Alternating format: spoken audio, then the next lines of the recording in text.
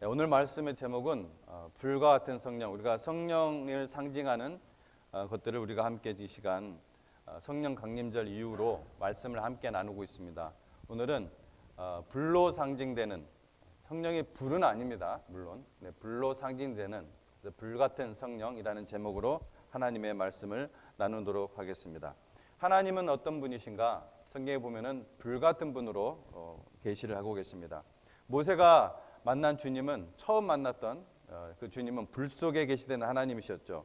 출애굽기 3장 2절 말씀에 여호와의 사자가 떨기나무 가운데로부터 나오는 불꽃 안에서 그에게 나타나시니라. 그가 보니 떨기나무에 불이 붙었으나 그 떨기나무가 사라지지 아니하는지라. 주님은 이러한 불꽃 가운데서 자신을 계시하고 또한 말씀을 하셨습니다.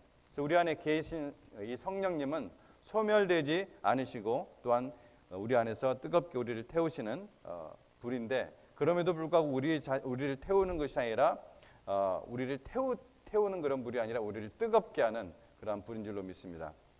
자, 그러면은 바로 본론으로 들어가서 성경에서 불이 상징하는 것은 무엇인가?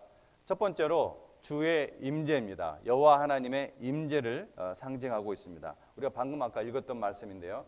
출애굽기 3장 2절 말씀. 불과 성경에 보면은 특별히 구약 성경에서는 불과 구름은 하나님의 임재를 가장 확실하게 보여주는 것입니다. 이 19장 18절 말씀에 출애굽기 19장 18절 말씀에 시내산의 연기가 자욱하니 여호와께서 불 가운데서 거기 강림하심이라. 그 연기가 온기가마 연기같이 떠오르고 온 산이 크게 진동하며. 하나님의 임재가 불 가운데 있었다면은 오늘 읽었던 말씀처럼 이 성령의 임재가 불같은 혀로 임하는 것이 짝이 맞죠. 말씀을 믿음으로 가슴이 뜨거워지고 또 마음이 뜨거워졌다면 이미 주의 성령 충만한 임재를 여러분은 경험하고 있는 것입니다. 우리는 예배 가운데 그런 것을 경험할 때도 있고, 여러분 각자의 예배 생활 속에서 각자 개인 예배를 통해서 혹은 각자 하나님의 말씀을 읽을 때 아니면 기도할 때 어느 순간에 이런 그런 것을 경험할 때가 있는 것입니다. 성령 충만했던 에스라 선지자는 성령으로 마음이 뜨거워졌을 때 죄를 회개했습니다. 말하기를 오 내 하나님이여 내가 부끄럽고 낯이 뜨거워 내 하나님을 향하여 얼굴을 들지 못하오니 이는 우리의 불법이 많아 우리 머리 위로 넘치고 또 우리의 범법이 커서 하늘에까지 이르렀음이라. 내가 부끄럽고 낯이 뜨겁다 했습니다. 성령의 불길이 마음속에 임할 때 나타나는 첫 번째 현상입니다. 성령의 기름을 부음을 받았던 다윗도 이와 같은 그러한 체험을 했었죠. 성령으로 뜨거워지면은 성령의 임재를 통해서 우리가 그 죄에 대해서 민감해지고 마음이 무거워지고 그리고 그것을 통해하는 것이 성경적인 그러한 예입니다. 여러분 안에서도 이러한 일들이 각자 있었을 줄로 압니다. 왜냐하면 성령님께서는 우리 안에서 우리의 죄를 책망하기 때문에 그렇습니다. 고로 성령이 임하면은 이러한 일들이 일어나게 되는 것입니다. 그래서 어떤 이는 성령의 불을 받았을 때 이제 불을 받았다 이렇게 이제 표현을 하죠. 보통 성령님을 받았다 이렇게 표현을 안 하고 성령의 불을 받았을 때 온몸이 뜨거워지고 그 자리에서 떼굴떼굴 구르는 그러한 체험을 했다고 간증을 합니다. 저는 그런 분들의 체험을 무시하거나 그들의 말을 거짓말이라고 단정하지는 않습니다. 하지만 성경에는 적어도 성경에는 그런 예가 없다고 말씀을 드립니다.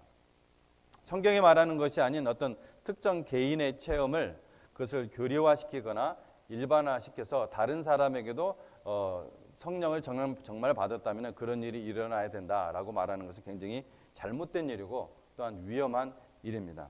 자기 개인에게 그런 체험이 있었던 것은 제가 무시하는 것은 결코 아닙니다.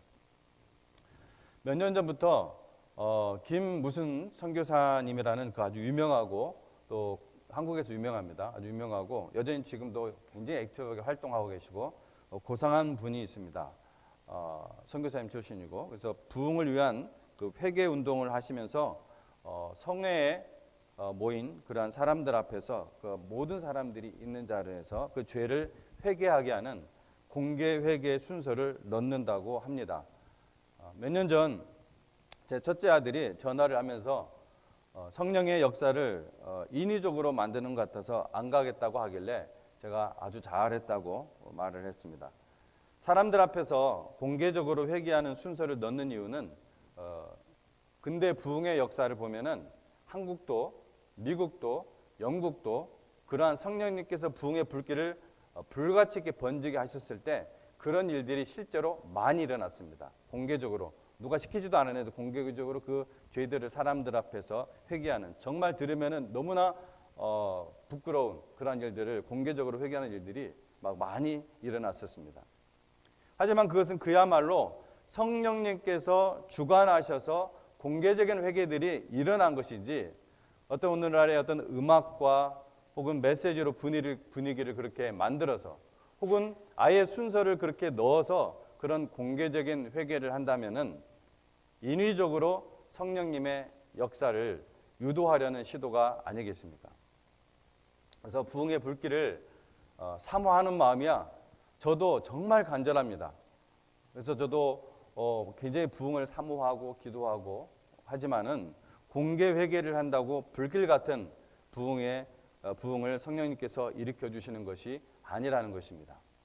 그것이 정말 진리라면 저도 10번이고 100번이고 공개 회개를 할 것입니다. 실제 저도 제가 신학교를 다니기 전에 그 교회에서 신학교를 다닐 때였네요. 그때가 부끄럽지만은 신학교를 다닐 때 제가 한국에 있을 때입니다. 대전 침신대 다닐 때 그런 부흥에 대한 열망이 너무나 강해서 어떤 집회를 참석하게 됐어요. 어떤 성회를 어떤 일들이 있었는데 거기에서 그런 순서를 넣어 있더라고요. 그래서 저도 막 일어나서 막 회개를 하고 그리고 한 6개월 동안 제가 대전 역전 앞에 가서 거기서 막 무릎 꿇고 부르짖고 거기에 그 역전 주변에 또 이렇게 창녀촌이 있었거든요.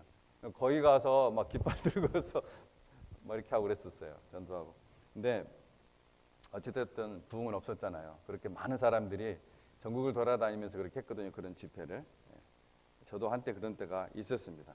그러니까 저도 정말 그것이 진리라면은 10번이고 100번이고 공개 얘기를 할 거예요. 성령으로 말미암아 죄를 깨닫게 되는 자들은 사람들 앞에서 혹은 사람들을 의식하고 죄를 회개하는 것이 아니라 불꽃 가운데 진노하시는 하나님의 임재를 두려워하며 하나님 앞에서 회개하는 것입니다. 자, 둘째, 불같은 성령은 우리의 마음을 뜨겁게 하신다는 것입니다. 첫 번째는 불같은 성령에 대해서 주님의 임재를 상징한다고 했고 불이. 두 번째는 이 불은 당연히 우리가 어때요? 불은 만지면 뜨겁죠. 근처에 있으면은 뜨겁게 한다는 것을 상징하고 있습니다. 성령의 불꽃은 우리 안에 임한 그 하나님의 말씀을 뜨겁게 활활 타오르게 합니다. 여러분 이런 거 경험해 보시죠. 냉랭하고 차가운 마음으로 읽던 성경이 그 똑같은 여기 기록된 그 하나님 말씀이 아주 뜨겁게 다가옵니다. 자기 혈육, 자기 새끼, 자기의 가족 그 테두리를 벗어나지 못하던 그러한 원초적인 그러한 사랑이 그리스도 안의 그 형제 자매를 향한 거룩한 사랑으로 뜨거워집니다. 냉랭하던 전도 열정이 강력하고 뜨겁게 일어납니다. 불같은 성령이 임하면 대충 기도하던 사람들이, 형식적으로 기도하던 사람들이, 식사 때만 새끼 기도하던 사람들이 정말 뜨겁게 기도의 불이 타오르는 것입니다. 한국의 교회는 복음이 들어온 후 짧은 기간에 부흥을 체험을 하고 많은 교회들이 세워졌습니다. 그리고 지금은 오지로 선교사를 파송하는 세계 1위고 그리고 전체적인 세계 선교사 파송 2위라는 그러한 엄청난 일을 해냈습니다. 저는 그 큰 이유가 한국 그리스도인들의 이 뜨거운 열정이 있었기 때문이라고 생각합니다. 말씀을 배울 때도 뜨겁게 배우고 기도도 새벽기도, 철야기도, 40일 작정기도, 통성기도, 금식기도 정말 이렇게 뜨거운 성도들이 전 세계적으로 정말 찾아보기 힘든 정도가 아니라 없는 것 같아요. 이 뜨거운 열정만은. 그래서 이단도 많습니다. 그래서 이단도 많아요. 이렇게 하나님의 통치를 철저히 받으며 그런 거룩하고 뜨거운 열정으로 부르짖는 한국의 성도들을 보시고 하나님께서 이 한국을 사용하셨다는 것입니다. 그런데 문제는 요즘 그렇게 뜨겁게 간절히 기도하는 사람들이 매우 드물다는 것입니다. 그래서 불같은 성령의 임재가 없는 거예요. 저도 제 자신을 돌아보면 회개할 일들이 많은데, 제가 애 셋을 데리고 갓난 애들, 정말 그때는 어렸었죠. 갓난 애는 아니지만 그때는 애 셋 데리고 교단에서 나오는 그 성경 공부 교재 번역을 하고, 또 강민이 엄마 거의 풀타임으로 일하고, 그러면서 그 당시 어렵게 살고 있던 달라스의 그 사랑하는 형제 자매들과 함께 교회를 개척할 때 오히려 더 뜨겁게 하나님 앞에서 눈물을 뿌리며 기도하고 말씀을 사모하고 기도했습니다.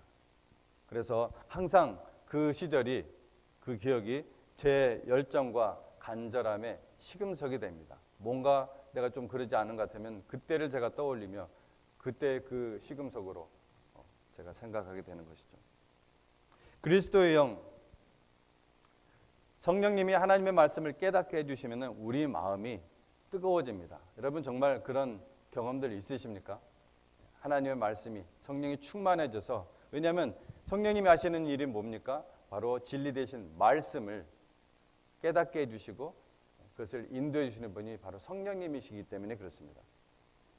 따르던 예수님이 잡히시고 십자가에서 죽으시자 슬픔과 절망 가운데 그들이 살고 있었던 마을이었는지 모르겠어요. 그 엠마오 마을로 터벅터벅 실망하며 돌아가던 두 제자가 흥분 속에서 나중에 이렇게 고백을 했죠. 예수님을 만나고 나서 길에서 우리에게 말씀하시고 우리에게 성경을 풀어주실 때 우리 속에서 마음이 뜨겁지 아니하더냐.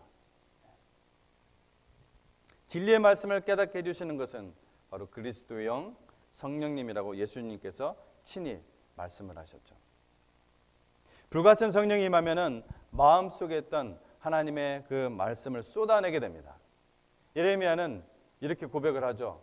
내가 다시는 여호와를 선포하지 아니하며 그의 이름으로 말하지 아니하리라 하면 나의 마음이 불붙는 것 같아서 골수에 사무치니 답답하여 견딜 수 없나이다. 나가서 전도를 하면 사람들이 조롱을 하고 듣지 않고, 그러니까 다시는 내가 하나님의 말씀으로 선포하지 아니하리라 하면 오히려 그것이 나의 마음이 불붙는 것 같아서 골수에 사무친다는 것이죠. 성령으로 충만했던 사람들은 모두 말씀을 증거하고 선포하는 전도자들이었습니다. 이들은 전하지 않고는 견딜 수 없는 열정의 소유자들이었는데, 이는 성령님께서 불같이 그들 안에서 타오르고 있었기 때문입니다. 모든 순교자들은 그 안에 타오르는 그 성령의 불길로 인해 말씀을 전하다가 박해자들이 쌓아놓은 그 장작더미 위에서 그 끓는 가마 속에서 불타 죽었습니다.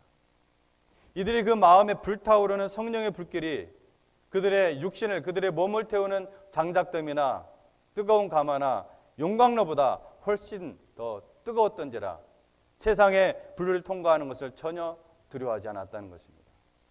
이거는 성령이 주시는 기적적인 힘입니다. 다니엘의 세 친구들을 보십시오. 그들은 용광로를 전혀 무서워하지 않았습니다. 이들 속에는 몸을 태우는 불꽃과 전혀 성질이 다른 성령의 불꽃이 안에서 타올랐기 때문입니다.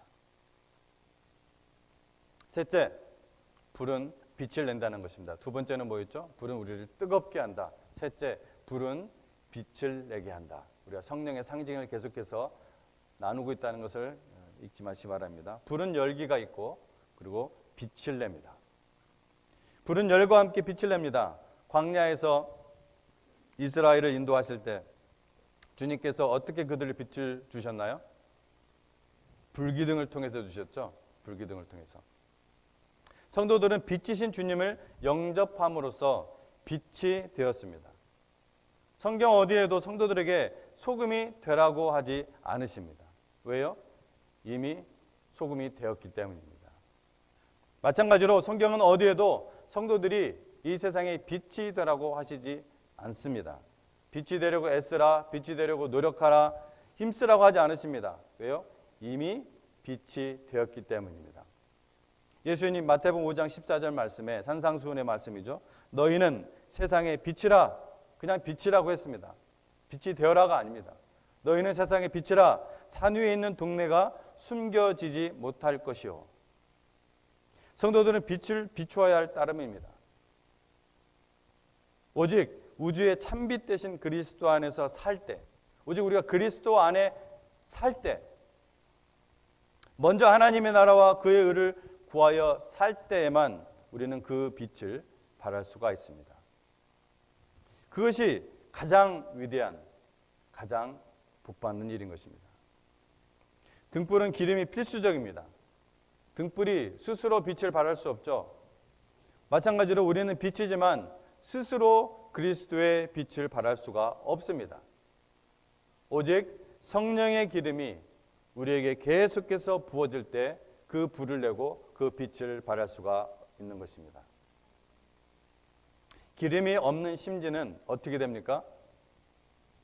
기름이 없는 심지는 순식간에 다 타고 없어집니다.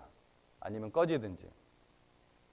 등불은 사실은 엄밀히 얘기하면 심지를 태우는 것이 아니라 기름을 태우는 것입니다.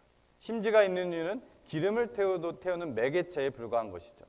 심지는 기름에 온전히 젖어져서 그 기름을 전달하게 하고 그 기름을 불이 붙어서 빛을 비추게 하는 것입니다. 그래서 심지가 메마르면 그냥 타버리고 없어지는 거예요. 타지도 않던가. 마찬가지로 우리를 태워서 빛을 내는 것이 아니에요. 우리를 태워서 여러분의 삶을 태워서 빛을 내는 것이 아닙니다. 문학적으로는 굉장히 멋있는 표현 같지만 사실은 아닙니다. 우리를 태우는 것이 아니에요. 성령의 기름이 우리에게 계속해서 부어져서, 즉 나의 영혼이 성령으로 충만하게 젖어져서 거룩한 불이 타오를 때 그리스도의 빛을 발하게 되는 것입니다. 성령께서 우리 안에 거룩한 기름으로 부어지시지 않으면 그 거룩한 불이 꺼져서 어떻게 됩니까? 우리 자신 역시 어둠 속에 거할 수밖에 없게 됩니다. 어둠 속에. 여러분, 백야드에서 모기가 못 오게 하는 그 토치 있죠? 그 뱀부 토치도 있고 뭐 여러 토치가 있잖아요. 그 토치를 써보신 분들은 잘 알 겁니다. 기름이 있어도, 분명히 기름이 있어도 그 바닥에 기름이 간당간당하게 있으면 불이 어떻게 돼요? 꺼져요. 뭐 백야드 토치가 아니라도 초도 그렇잖아요. 초도 바닥에 분명히 초가 이만큼 남아 있는데 어느 정도 타면은 더 이상 못 타버려요. 꺼져버려요. 이만큼 남겨놓고. 구원받은 모든 사람의 영혼 속에 성령님이 들어오십니다. 그리고 그 성령님이 들어오시면 다시 나가시지 않습니다. 우리 안에 내주하시기 때문에 그렇습니다. 그것은 하나님의 약속입니다. 그렇지만 성령이 부어주시는 그 기름이 그저 바닥에만 간당간당 붙어있는 정도는 불이 붙지 않아서 빛을 발할 수가 없습니다. 간신히 연명하는 그런 수준은 빛을 발할 수가 없다는 거예요. 그 삶이 결코 그리스도의 빛을 발할 수가 없어요. 왜 그렇게 우리가 살아야 됩니까? 광채가 없이 어둡고 차갑게 살아간다는 거예요. 데살로니가전서 5장 19절 말씀은 성령을 소멸하지 말라고 명령합니다. 성령의 불을 끄지 말라 명령합니다. 또 데살로니가전서 5장 5절 말씀에 너희는 다 빛의 아들이요 낮의 아들이라. 우리가 밤이나 어둠에 속하지 아니한다고 했습니다. 자, 이 말씀을 우리가 잘 생각해 볼 수가 있습니다. 해봐야 됩니다. 우리가 이 세상에 살아야 됩니다. 그렇죠? 이 세상은 어둠으로 상징이 됩니다. 이 세상은 죄로 성경에서는 상징이 됩니다. 근데 성경에 뭐라고 되어 있어요? 밤이나 어둠에서 살지 말라고 한 것이 아니라 밤이나 어둠에 속하지 아니었다고 했습니다. 우리가 세상 속에 살아가야 어두운 것을 비출 수 있잖아요.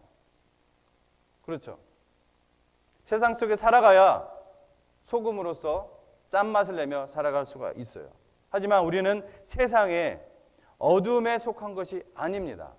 하나님께 속한 것입니다. 하나님께 속하여 세상 속에 어둠 속에 살아가야 하는 것입니다. 빛을 발하며 짠맛을 내며. 그래서 빛은 어두울수록 오히려 더 잘 보이고 빛이 나는 법입니다. 세상이 어둡고 삶이 어렵고 고통스러울 때 성령 충만한 삶, 기름이 충만하게 부어진 삶은 더욱 강력한 그리스도의 빛을 발하게 되는 것입니다.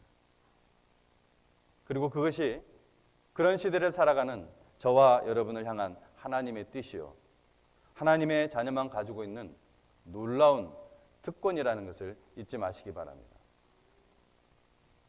넷째, 마지막입니다. 불은 정화작용을 합니다. 정화작용. 물로 씻는 것이 있고 불로 깨끗하게 해야 하는 것이 있습니다. 보이지 않는 병균을 소독하거나 멸균할 때 불을 사용합니다. 요즘은 어떻게 하는지 모르겠지만 옛날에는 봄에 논두렁을 태움으로써 병충해를 막았습니다. 불은 멸균과 소독을 통해 깨끗하게 합니다. 이와 같은 성령은 우리 안에 있는 죄들을 씻기시고 또 태우십니다. 이사야는 그렇게 고백했죠. 불로 정화되었다. 말씀에 그때 내가 말하되 화로다 나여 망하게 되었도다. 그때 그 스랍 중에 하나가 부젓가락으로 제단에서 집은 바 핀 숯을 손에 가지고 내게로 날아와서 그것을 내 입술에 대며 이르되 보라 이것이 내 입에 닿았으니 내 악이 제하여졌고 내 죄가 사하여졌느니라 하더라. 물론 이러한 환상은 선지자에게 그의 죄가 회개한 그 죄가 사해졌음을 확신시켜주는 것을 보여주기 위한 것이지 결코 그 숯불 자체가 어떤 우리의 죄를 정화시켜주는 것은 아니죠. 우리의 믿음 역시 불로 정화됩니다. 순수하고 깨끗한 그러한 믿음, 단련된 믿음을 위해서 주님은 우리에게 불같은 시련을 통과하게 하십니다. 허용하십니다. 때로는 그것이 징계로도 다가올 수 있겠지만 우리 삶 속에서 많은 부분들이 하나님께서 우리를 단련시키기 위해서 그런 불 같은 시련을 주십니다. 베드로전서 4장 12절 말씀이죠. 사랑하는 자들아 너희를 연단하려고 오는 불시험을 이상한 일 당하는 것 같이 이상히 여기지 말고. 여러분, 재련하는 불은 금과 은을 태우는 것이 목적입니까? 재련, 그 재련을 뭐라고 하죠? 좀 쉬운 말로. 어떤 purifying 하는 거 있잖아요. 재련하는 그 불은 금과 은을 태우는 것이 목적이 아니잖아요. 금과 은에 끼어 있는 온갖 불순물을 태워서 순도 높은 고급의 금과 고급의 은을 만들기 위함이죠. 금과 은을 탈 정도로 그런 열을 가하진 않으십니다. 하나님께서 우리를 눈에 넣어도 아프지 않을 그러한 서글라 히브리어로 그러한 자식으로 생각하시죠. 근데 여러분, 처음부터 순수한 믿음, 처음부터 단련된 믿음을 가진 사람은 한 사람도 없습니다. 그 불시험이 필요하지 않은 사람이 한 명도 없다는 것입니다. 저와 여러분 모두가 이러한 불과 같은 시험이 필요한 것입니다. 욥은 자신이 당하는 불같은 시련을 단련의 시간이라고 생각하면서 이렇게 고백을 했습니다. 내가 가는 길을 그가 아시나니 그가 나를 단련하신 후에는 내가 순금같이 되어 나오리라. 저와 여러분 역시 이런 시간이 필요하다고 믿습니다. 이것이 건강일 수도 있고 경제적인 어려움일 수도 있고 때로는 어떤 때는 그것이 가정의 불화로 찾아올 때도 있습니다. 원수들이 득실되는 일일 수도 있습니다. 모든 일들을 불같은 시련으로 받아들일 때 정금같이 되는 영광에 이르지만 우리가 불평과 불만으로 받을 때 아무런 열매를 맺지 못하고 고통의 시간만 길어질 뿐입니다. 왜? 하나님께서는 우리를 순수한 금과 순수한 은으로 만들어질 때까지 끊임없이 그러한 불같은 시련을 주시기 때문에 그렇습니다. 베드로전서 1장 7절 말씀, 이것은 너희 믿음의 시련이 불로 단련하여도 없어질 금보다 훨씬 더 귀하여 예수 그리스도께서 나타나실 때 칭찬과 존귀와 영광으로 드러나게 하려 함이니라. 베드로가 얼마나 이것을 간절하게 얘기하고 있습니까? 불같은 시련을 받아 정말 고통받고 있는 그 성도들을 향하여 그 당시에 그 도미티안 황제 시대에 그 어려움을 당하고 있는 그 성도들에게 간절히 얘기하고 있습니다.